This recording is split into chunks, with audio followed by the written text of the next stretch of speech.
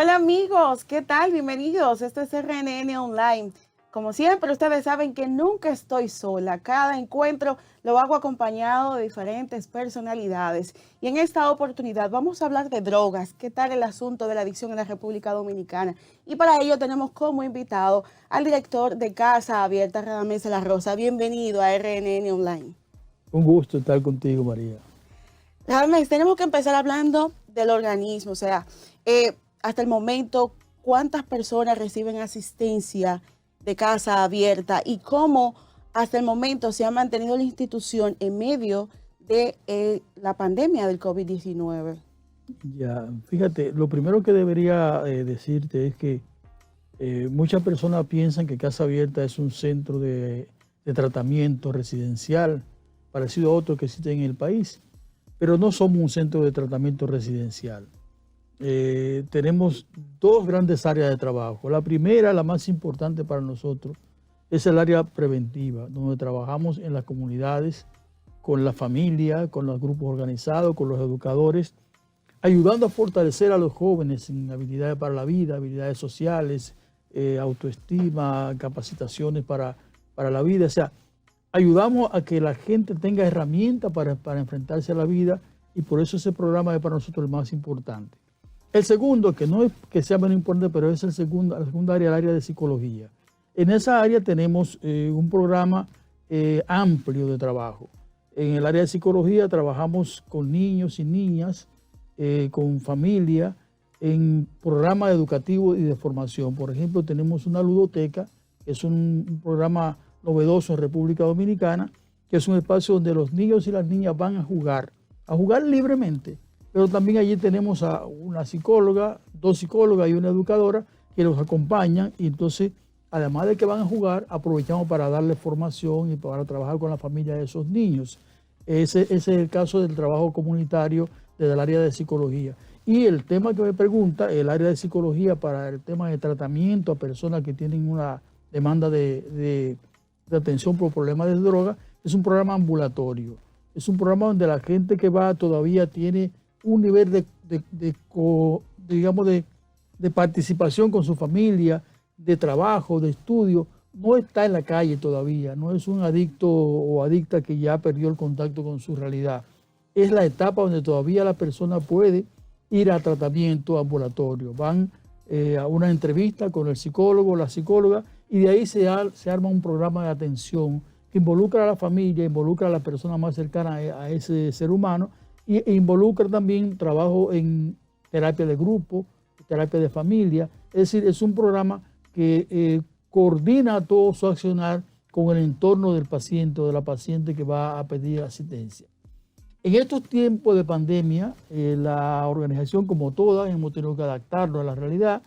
No podemos hacer tratamiento presencial por los riesgos que implica el contagio, y porque está de alguna manera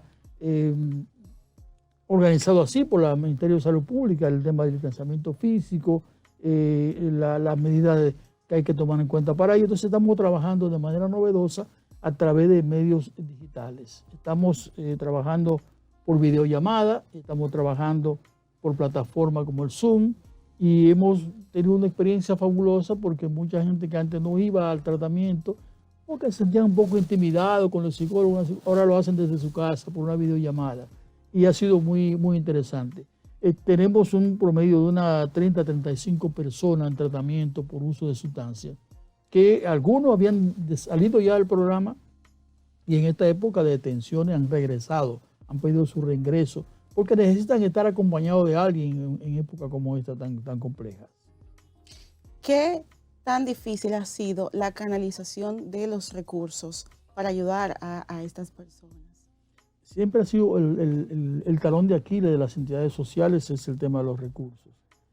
Porque nosotros, por ejemplo, como organización, por muchos años tuvimos el apoyo y el enlace, el acuerdo con entidades internacionales, sobre todo españolas, que a través de la cooperación al desarrollo de los diferentes gobiernos municipales, diputaciones, gobiernos autonómicos, tienen un componente de cooperación, y esas entidades sociales españolas presentan a los gobiernos de allí propuestas de trabajo en alianza con nosotros en República Dominicana. Entonces se aplicaban proyectos de trabajo en las comunidades a partir de estos financiamientos internacionales españoles.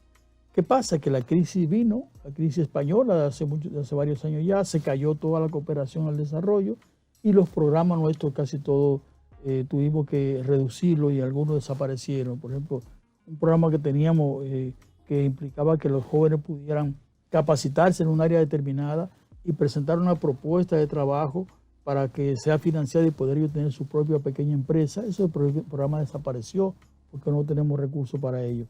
Los fondos internacionales se cayeron. Y en República Dominicana para estos programas hay pocos recursos. Nosotros tenemos el privilegio de que tenemos un financiamiento del Estado a través de salud pública, tenemos una subvención del Estado, que es lo que lo mantiene vivo, pero no nos permite crecer. No podemos, incluso hemos ido reduciéndonos porque cuando no tenemos apoyo de entidades internacionales no es posible mantener el programa abierto por mucho tiempo, porque los recursos que el Estado destina para estas instituciones siempre es muy limitado. O sea que siempre es un tema fuerte en nuestra vida institucional, la falta de recursos. El apoyo local es muy limitado, todavía en el sector privado no hay mucha conciencia de la importancia de invertir en la sociedad en estos programas y algunas entidades apoyan con poca cosa, pero debería ser realmente un capítulo abierto en toda la empresa privada para que estas entidades puedan funcionar y hacer la labor que la sociedad necesita que hagan. Pero eso es todavía parte del desarrollo que necesitamos hacer en el país, que los apoyos locales sean mayores desde el punto de vista de la empresa privada y que el Estado, que siempre tiene limitaciones, pues también tenga una mayor atención a estas entidades. Y para que estos proyectos sean sostenibles, ¿alrededor de cuánto dinero se necesita? ¿Qué monto establecido? Mire, nosotros, por ejemplo, tenemos en este momento un apoyo del Estado que ronda los 22, 23 millones de pesos al año. Al año. Al año. O sea, hablamos de 1 millón, ni siquiera 2 millones de pesos mensuales.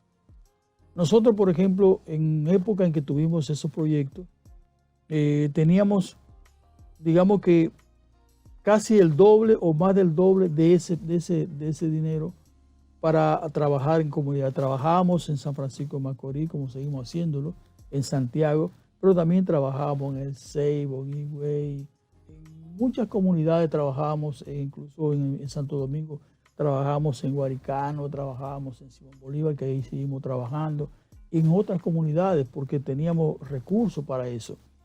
Nuestro sueño como organización es tener una casa abierta en el sur, Barahona, San Juan, una casa abierta en el este, San Pedro, Romana, Higüey. Tener posibilidad de acompañar a la sociedad de manera más amplia. Eso implica muchos recursos. Digamos que para tener un centro en la zona de Higüey o en la zona del sur, necesitaríamos un presupuesto mensual de unos 3 millones de pesos. Entonces tú pones 3 millones de pesos aquí, 3 millones de pesos allí, 3 millones de pesos. Hablamos de 20 millones de pesos posiblemente, más los 22 que tenemos ahora. Quizás el doble de lo que necesitamos ahora para poder tener un crecimiento moderado. Porque si habláramos de que quisiéramos estar en toda la geografía nacional, ya eso son palabras mayores, que eso no siquiera podemos presupuestarlo ahora mismo cómo hacerlo. Pero la realidad es que estos programas se ven muy limitados porque los recursos que fluyen a ellos son realmente muy pocos. Esa es la realidad. Alrededor de todos estos años, ¿ha crecido o ha disminuido el porcentaje de adictos a las drogas? Mire qué pasa. Es una pregunta muy difícil de responder por lo siguiente. Mi respuesta es sí, pero le voy a explicar por qué es difícil responder. Porque para usted hacer una afirmación sobre algo, sobre la realidad social, usted tiene que tener investigaciones que le digan a usted, mire, nosotros este año tenemos tantas personas que consumen marihuana, tantas que consumen cocaína, tantas que consumen heroína, en un estudio que hicimos. Y al año siguiente hacemos ese mismo estudio y encontramos que hay un aumento de las personas que consumen. Eso es lo que te puede a ti dar información precisa de cómo se puede medir el crecimiento. Ahora, yo siempre le digo a la gente que me escucha, si usted tiene en su casa, al lado de su casa, un pantano, usted va a tener siempre mosquitos. Va a tener mosquitos, aunque usted haga lo que haga en su casa, va a tener mosquitos. ¿Por qué? Porque el problema no son los mosquitos, el problema es el pantano que tiene usted en su casa. Entonces, una sociedad como la nuestra, que invierte muy poco en educación, y ahora se está invirtiendo un poco más, pero todavía está más en la fase de construcciones. No se ha invertido en el desarrollo de la educación para que los maestros, las maestras tengan mejores condiciones laborales, mejores capacitaciones, la familia tenga recursos para que su hijo vaya a una buena escuela. La escuela pública nuestra es un desastre realmente. O sea, una sociedad que no invierte en educación, que no invierte en salud. Fíjense, por ejemplo, en salud mental, en este momento, en esta etapa de la sociedad dominicana. La salud mental no recibe atención del Estado dominicano. En un estudio que hizo el propio Estado hace unos años, encontraron que en salud mental, el presupuesto de salud mental en el país era de 0.8% del presupuesto de salud pública. Ni un 1% del presupuesto de salud pública se invierte en salud mental. Y en esa época, la mitad de ese 0.8 era el presupuesto del hospital psiquiátrico del país. O sea que usted tiene que le queda un 0.4% para toda la geografía nacional en el tema de salud mental. Usted va a un hospital público a buscar una cita con un psicólogo, con un psiquiatra y le ponen una cita dentro de 4 o 5 meses. La salud mental no se puede atender de esa manera, ningún tipo de salud, porque la salud física tampoco. Pero usted no puede tener un Estado que funcione adecuadamente si no invierte en salud, si no invierte en educación, si no invierte en desarrollo social, si los estudiantes lo desertan al poco tiempo. Por ejemplo, el tema de la deserción escolar, un tema que hay que atenderlo. O sea, ¿cuántos muchachos que se inscriben en primaria terminan en la universidad? Muy poco. Se van quedando en el camino. ¿Por qué? Porque la educación nuestra no es inclusiva, la educación nuestra no es atractiva, la educación nuestra expulsa a los estudiantes al poco tiempo. Por las condiciones de la familia, por la marginalidad, por todo lo que es una sociedad muy, muy pobre en ese sentido. Entonces, es posible que los consumos aumenten porque cada día hay más personas que experimentan, que necesitan consumir una sustancia para poder manejar una situación que tienen. Hay un estudio que se hizo en Inglaterra hace unos años que evidenció que las personas que se hacen adictas a la droga tienen una historia previa de abuso, de trauma en la infancia. Y muchas veces eso había que atenderlo en el sistema educativo, en el sistema de salud, en la familia, para que ese muchacho o esa muchacha cuando llegue a la adolescencia no tenga necesidad de olvidarse de ese dolor tan grande que tiene. Las sustancias muchas veces son eso, son paliativos para que usted pueda manejar un dolor psicológico que tiene muy grande. Entonces, el 10% de las personas que usan droga se hacen adictos. No todo el que usa droga se hace adicto, el 10%, o sea, se ha estudiado, a veces dicen que el 8 o el 9, 10%. Ese 10%, ¿por qué se hace adicto? Nadie lo sabe. No hay un perfil que diga, esta persona se va a hacer adicto a la droga. No, no. Por eso es importante la prevención. Porque usted no sabe si se va a hacer adicta o no. Pero cuando usted empieza a consumir sustancias, usted corre el riesgo de hacerse dependiente de una sustancia. Entonces, ese es el problema muy fundamental, que la prevención, la educación para la salud no existe. Por lo tanto, en mi hipótesis, tiene que ir creciendo el consumo de sustancias. Tienen que ir creciendo los problemas de la sociedad en general, porque no se le está prestando la debida atención. El pantano está ahí. Si no lo secamos, tendremos siempre problemas de delincuencia, de violencia, de consumo de sustancias y de muchos otros males que las sociedades empobrecidas arrastran por la falta de criterio de sus autoridades, fundamentalmente. Porque no es falta de recursos nada más. Le llaman voluntad política. La falta de voluntad política hace que no se mejore la política pública en relación con la juventud, con la infancia, con la familia, con la salud, con la educación, y paro de contar. Usted me acaba de responder la siguiente pregunta, porque a eso íbamos.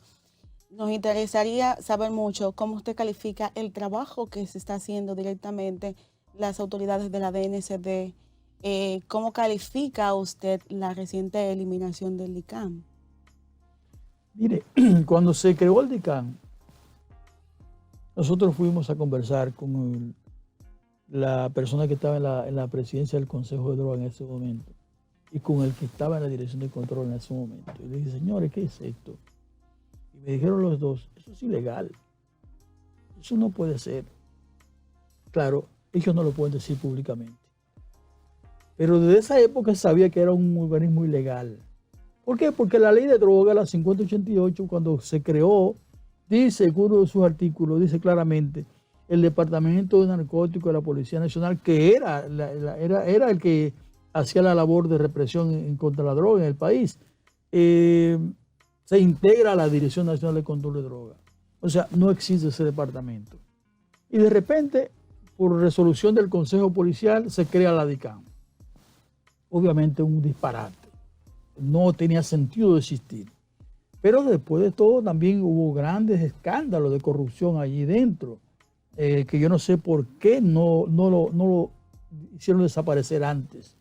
Es decir, la DICAN no tenía razón de existir y se había corrompido mucho también. Entonces, de entrada, nosotros dijimos de entrada, esto es una medida acertada, que se deje de duplicar las cosas. O sea, ¿por qué tener una DICAN en la policía cuando ya tenemos una DNCD donde está la policía integrada? Eso no tiene sentido. Por eso opinamos que no fue lo mejor. Ahora, su pregunta sobre la DNCD también tiene que ser respondida con precisión, con claridad. Nosotros no estamos en desacuerdo con que la DNCD haga su labor. Al contrario, creemos que la DNCD debe fortalecerse para que haga una buena labor en el país. Pero debe fortalecerse para hacer una labor de inteligencia. Debe perseguir a los traficantes de drogas. Debe evitar que la droga llegue al país a través de mecanismos de inteligencia y de control de frontera marítima, aérea y terrestre. Eso debe hacer la DNCD. No estar persiguiendo a los muchachos que consumen droga en los barrios, como si ese fuera el problema mayor de este país. O sea, hay que enfocarse en los grandes traficantes, no en los muchachos de los barrios, consumidores, la mayoría de ellos, que para poder quizá costear su consumo de basura, porque en los barrios no se vende cocaína ni marihuana de buena calidad, se vende basura, porque es la droga más barato que se consigue en las comunidades. En vez de estar persiguiendo a esos que son víctimas también, aunque sean distribuidores, pequeños distribuidores, en centrarse en esta parte que es lo más importante. Dejar de hacer redadas en las comunidades como si eso es ilegal, eso no debe ser, eso viola los derechos de la persona. Ir a un barrio y recoger a todos los jóvenes que andan en la calle y llevárselos presos, como hacía la DICAN. En algunos casos iban y le ponían droga a los muchachos o le decían, a ti te tocan tantos gramos, llama a tu familia para que tu familia venga y pague para que tú puedas hacer el chantaje, vil chantaje, lo que se estaba haciendo. Yo creo que en el caso de la DNCD hace falta también una reingeniería allí. Hace falta pensar más en el tema de droga, del control de droga, desde el punto de vista de la inteligencia de la sociedad, no de esa medida absurda de andar apresando a un muchacho y llevándolo ante un juez para que le dicten una medida de coerción o una prisión provisional por el simple hecho de ser consumidores, porque el que se encuentra con una pequeña cantidad de droga, sea marihuana, sea cocaína, sea cualquier otra, en el caso de la orina la cosa es peor todavía, no es una persona que hace gran negocio con eso, puede ser que venda una pequeña cantidad. Son víctimas, las mujeres, por ejemplo, que son mulas, que traen droga en su estómago, son víctimas, no son traficantes. Entonces, tenemos que ser capaces de diferenciar lo que es un usuario que posiblemente vende una pequeña cantidad a lo que es un traficante, que es el que lleva la droga a los barrios. La droga no llegan en un dron al barrio, alguien la lleva. Entonces, enfoquémonos en detectar quiénes son los que trafican la sustancia para que no haya tanta disponibilidad. Pero no sigamos en esta círculo vicioso de perseguir a los usuarios como si fuese el problema de la sociedad dominicana. Entiendo. Ha sido muy frecuente el caso de la colocación de drogas. ¿Usted ha recibido pacientes o, vamos a decir, personas que necesitan asistencia, adictos a las drogas, que han pasado por ese proceso de que le colocaron una droga y por eso fueron a la cárcel? Se ha denunciado muchas veces esto. Nosotros hemos tenido casos en Casa Abierta, no recientemente, porque la pandemia también ha evitado que tengamos demasiado contacto con la gente, pero anteriormente sí. Tuvimos pacientes, personas que fueron apresados, eran usuarios, consumidores, dependientes, eran apresados con una pequeña cantidad de sustancia para su consumo y eran procesados como traficantes, como distribuidores. Y otro caso de personas que se denunció muchas veces que le ponían sustancias. Incluso hay documentales que ustedes tomaron, la prensa, de cómo llevaban la droga, una caso de una barbería, recuerdo yo, que pusieron droga en la barbería para apresar a una persona. O sea, era una práctica que yo no sé si sigue todavía, no lo puedo afirmar, pero es una práctica que se usó muchas veces para incriminar a la persona. Claro, porque la ley nuestra es una ley absolutamente absurda, una ley de los años 80, que ya en esa época era atrasada, estamos en el 2021 y sigue ahí todavía, una ley que criminaliza a las personas que usan sustancias. Cuando ya en muchas sociedades se ha despenalizado el consumo, a veces dicen, no, porque si se despenaliza vamos a tener un problema mayor. No ha pasado en Colombia, no ha pasado en Uruguay, no ha pasado en Portugal, al contrario, en Portugal descendió el consumo cuando se despenalizó. Que no es promover el consumo, es diferenciar entre una persona que usa sustancia, sea recreativa, sea ocasional, o sea como dependiente, y una persona que la trafica. Son dos cosas muy diferentes. ¿Qué han hecho estas sociedades? Han dicho, no, el usuario es una persona que primero, tiene derecho a consumir lo que quiera sin no afecta a los demás. Y segundo, si es dependiente, es una persona que necesita ayuda, no prisión. Y entonces se descriminaliza el consumo. Se persigue al traficante, no al usuario. Entonces, eso hay que corregirlo en el país también. Porque seguimos creyendo que si no perseguimos a todo el que tiene una cantidad de droga, estamos promoviendo el consumo. Nos dicen muchas veces, usted está promoviendo el consumo. No, nosotros no estamos de acuerdo con el consumo ni siquiera de las drogas legales. No estamos de acuerdo con el consumo libre que hay en el país de tabaco y de alcohol, que son las principales drogas que la humanidad consume y las que más daño hacen porque la consume mucha más gente. Entonces, no se trata de promover el consumo de ninguna sustancia psicoactiva, que todas son perjudiciales. Se trata de que nosotros seamos capaces de diferenciar lo que es un traficante de droga de lo que es un usuario de sustancia, lo que es un usuario de droga. Y darle el trato a cada uno que se merece. No darle el trato como si todos fueran traficantes. En el caso de la heroína es peor todavía. La ley nuestra dice que si a una persona lo encuentran con la cantidad que sea, porque si usted lo encuentra con una pequeña cantidad, usted cae en el rango de simple posesión. Si es mayor la cantidad, usted es un distribuidor. Si es mayor, usted es un traficante. Pero si a usted lo encuentran con la cantidad que sea de heroína o de opio o de LSD en su poder, usted es un traficante. Una cosa de loco. ¿Cómo es posible que usted diga que una persona que tiene una pequeña porción de heroína es un traficante? ¿Por qué? Porque queremos ser más duros de la cuenta. Y lo que hacemos es abusar de las personas que usan droga. Lo que hacemos es llevarlo a prisión, donde allí aprenden. Nosotros hicimos un estudio hace muchos años en Guaricano, con jóvenes de Guaricano.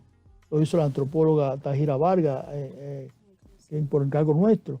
Y allí encontramos que los jóvenes decían, me llevan a Najayo, y allí yo que era de nada, me llevaron porque tenía algo en mi casa, me llevaron y allí aprendí de todo. Salí siendo un delincuente mayor porque allí tengo contacto con todo el mundo. Eso es lo que hacemos. Empeoramos a los jóvenes que los llevamos a prisión cuando son simples usuarios. A ese joven en Portugal se le invita a ir a un tratamiento. Se le pone una multa por haber estado fumando en público. Pero no se le lleva preso y se le procesa como traficante. Porque es una persona que tiene una necesidad de salud que hay que atenderlo de esa manera, y no en prisión. Partiendo de ese hecho, jóvenes, pequeños consumidores que son rectados en los barrios o que son encarcelados por portar algún tipo de drogas. Desde su punto de vista y partiendo de su experiencia, ¿cuáles propuestas usted cree que pueden ayudar a solucionar el problema? Solucionar en términos sociales, quizá no se habla de solución, se llama de quizá lograr avances, lograr que mejore la situación, pero ¿qué se puede hacer desde su punto de vista para cambiar por lo menos una pincelada de esta situación? Mire, lo primero es que las drogas no son el principal problema que la sociedad dominicana tiene. No son. El consumo ha ido aumentando. Pero el principal problema que tenemos nosotros es el problema del desempleo de los jóvenes. Si la sociedad se desarrollara en función de que los jóvenes puedan tener empleo, que los jóvenes puedan tener una educación de calidad, que la educación nuestra sea buena, que la gente se forme y llegue a ser profesional, técnico, capacitado y tenga opción de conseguir un empleo. Que no tengamos un sistema de salud tan pobre para que la gente tenga condiciones adecuadas de salud. El desarrollo social. El tema de droga está totalmente vinculado con los objetivos de desarrollo humano que están planteados hasta el 2030, hasta ahora. Si esos objetivos no se cumplen, si las personas no tienen las condiciones necesarias para desarrollar su vida armoniosa, tranquila, en paz, habrá violencia, habrá droga, habrá de todo, ¿no? Entonces, lo primero es eso, que no nos fijemos en las drogas, pensemos en la sociedad como tal. Las drogas son solamente una consecuencia de una sociedad desordenada, una sociedad que tiene mucho pendiente con los seres humanos, especialmente con sus jóvenes. Lo primero es eso. Ahora, sabemos que eso es a largo plazo. ¿Qué hacemos a mediano plazo y a corto plazo? Primero, hagamos lo siguiente. Primero, no estemos persiguiendo a los muchachos, a las muchachas, porque son usuarios de sustancias. Descriminalicemos el consumo, que no significa legalizar la droga. No es legalizar la droga, porque a veces se confunde. Despenalizar es legalizar. No, señor. Legalizar es que la gente pueda comprar la sustancia, como se ha hecho en Estados Unidos, en muchos estados norteamericanos, que han legalizado, como se hace en Holanda, que se compra en los coffee shops, la marihuana sobre todo. Eso es legalizar. Despenalizar es no perseguir a la persona. Por ejemplo, en Colombia no se persigue a los usuarios de droga. Colombia tiene un gran problema de consumo, mucho mayor que el que tenemos nosotros, de pasta base de cocaína misma, de marihuana. O sea, el consumo en Colombia es mucho más alto que acá. Y allá no se persigue a los usuarios. En Uruguay no se persigue a los usuarios. En Jamaica no se persigue a los usuarios. Y en Europa casi en ningún país, en ningún estado del país, muchos todavía lo tienen, pero no está legalmente, pero no persigan a los usuarios. Eso es lo primero que hay que hacer en el país. Despenalizar, descriminalizar los consumos. No va a crecer de manera desmesurada. Puede ser que crezca un poquito, como ha pasado, pero luego baja. Baja luego, porque no todo el que consume droga se hace dependiente. Y muchas veces, por estar nosotros con algo ilegal o con algo oculto, generamos más atracción hacia la sustancia que si fuera legal. Pero no quiero hablar de legalización. No es legalizar lo que yo estoy planteando, es despenalizar, descriminalizar el consumo, que no va a generar ningún problema, porque no ha generado en otros sitios donde se ha hecho. Y un tema muy importante, que yo no quiero que se me quede en este tema, el tema del uso medicinal del cannabis. El uso medicinal del cannabis es una cosa tremenda que el país no lo tenga todavía. En Puerto Rico lo tienen. Se puede consumir cannabis medicinal, que no es droga.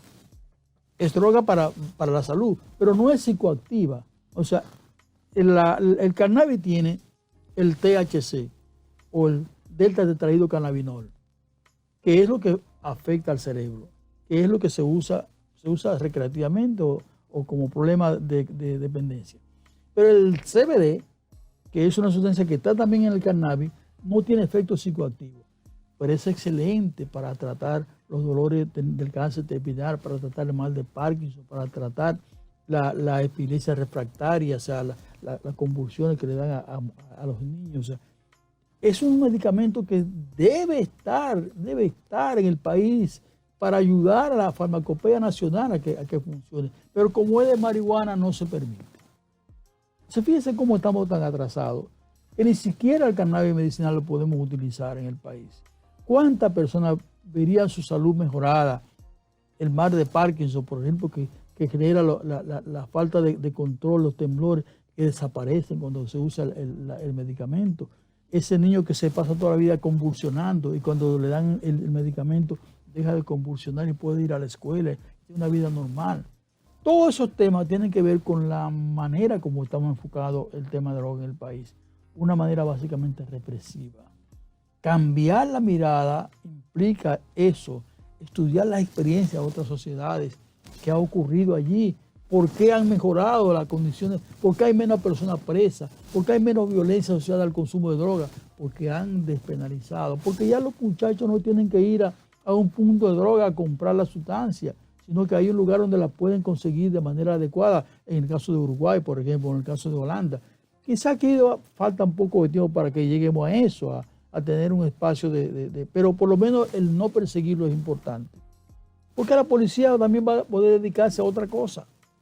Porque un muchacho que consume marihuana o cocaína, lo que consuma, si no agrede a nadie, si no tiene actitudes violentas, no tenemos por qué perseguirlo. Y eso no es promueve, eso es sencillamente ser justo. Es trabajar con la persona, no con la sustancia. Sus expectativas, Radamés, en torno al nuevo gobierno de Luis Abinader, en torno a las drogas. ¿Usted cree que con la eliminación del ICANN es suficiente? ¿Qué otras instituciones usted cree que se puede eliminar o todo está bien en esa parte? No, yo creo que lo del ICANN fue un gran acierto, sin duda. Ahora, yo espero que el nuevo gobierno que le ha tocado gobernar en medio de una situación tan difícil como la pandemia de la COVID-19, luego que ya acabemos con este problema de la pandemia, que ya estamos vacunando en el país poco a poco, piensen un poquito en el tema de las drogas. Piensen y vean lo que está ocurriendo en otras sociedades. Porque es un gobierno diferente, es un gobierno que se dice liberal. Mis expectativas son que el nuevo gobierno primero le dé a la política de droga un giro, para que tengamos nosotros una política de droga centrada en la persona, no centrada en la droga. Para que tengamos una política de droga que realmente sirva a la sociedad, porque ahora lo que hace es perjudicar a la sociedad. Esas son mis expectativas con un gobierno como este, que realmente le preste atención al tema de droga desde el punto de vista humano, desde el punto de vista de derecho, desde el punto de vista de la salud, no solamente desde el punto de vista de la represión, que es lo que está pasando, lo que ha pasado hasta ahora. Aquí la entidad fuerte se llama Dirección Nacional de Control de Drogas. Aquí la entidad fuerte debía ser el Consejo Nacional de Drogas, porque es la que tiene la capacidad de convocar a la familia, convocar a los alcaldes, convocar a los educadores, convocar a las universidades, convocar a los medios de comunicación, a los comunicadores, para generar una política inclusiva, abierta, dispuesta a enfrentar con éxito el problema. Un problema social no se enfrenta con policía. Un problema social necesita de profesionales de la salud, de la psicología, de la sociología, del derecho, de todas las áreas profesionales para diseñar una política integral, inclusiva, amable con el ser humano.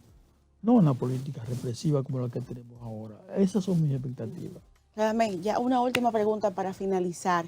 ¿Cómo le parece a usted la actitud que han asumido exponentes urbanos en redes sociales, que han recibido muchas críticas, por cierto, de exponer y expresar su consumo de drogas, ya sea alcohol? Por ejemplo, muchos artistas que sí están a favor de la legalización de marihuana. ¿Cree usted que eso podría repercutir en los jóvenes? Yo creo que los muchachos que hacen música que le llaman urbana, que yo no sé por qué le llaman urbana, bueno, la música que es un poco del cariño de los jóvenes de esta época, en todo el mundo, usted va a cualquier parte del mundo y los jóvenes eso es lo que les gusta.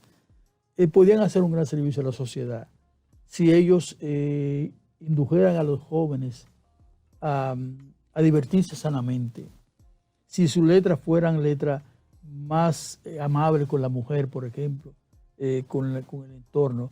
Los muchachos que hacen música urbana pueden ser muy importantes, porque a los jóvenes les gusta ese tipo de música, todo por los rítmicos que es, pero creo que están equivocados en la manera como se enfocan. Primero, no hay que promover los consumos de sustancias, porque eso no es bueno para los jóvenes. Hay que promover en los jóvenes el estudio, la formación, la capacitación, la sana diversión, el deporte, la cultura. Eso lo pueden hacer los muchachos que hacen música, algunos lo están haciendo. Mi opinión es que esos muchachos pudieran ser orientados, ayudados, incluso los compositores de música buena en este país, ponerse a su servicio y componer para ellos, para que ellos puedan tener letras mucho más acordes con la realidad. Y poco a poco vamos a ir cambiando. Yo creo que no se trata de satanizar tampoco a los muchachos de la música urbana, sino ayudarle a entender que ellos son muy importantes para que la sociedad cambie. Bueno, Radames, muchísimas gracias por habernos acompañado. Una entrevista cargada de información y muy buena. Señores, de esta manera despedimos. Gracias por acompañarnos. Recordándoles siempre que visiten nuestro portal web y allí ampliamos esta y otras informaciones. Hasta aquí llegamos con nuestra entrevista a Radamés de la Rosa, director de Casa Abierta. Muchísimas gracias. Hasta la próxima.